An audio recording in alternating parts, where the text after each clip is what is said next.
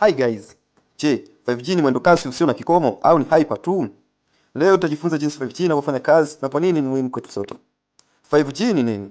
5G ni kizazi cha tano cha teknolojia mtandao wa simu, ni haraka zaidi, inabeba data nyingi na ina latency ndogo. Maana yake mawasiliano ni papo kwa papo bila ucheleweshaji.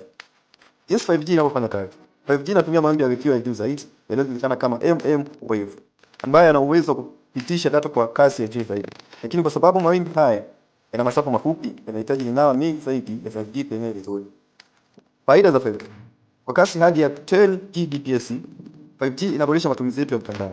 Streaming ya 4K bila buffering, kucheza michezo mtandaoni bila lag, kutumia teknolojia za augmented reality (AR) na visual reality (VR) kwa usahihi mkubwa.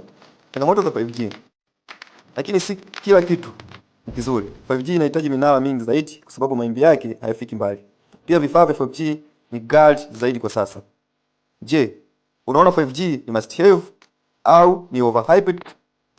Tuambie kwenye comment. Usisahau ku like, subscribe na kushare video hii kwa marafiki zako. Asanteni sana kwa kuangalia video hii na karibuni tena kwenye video nyingine.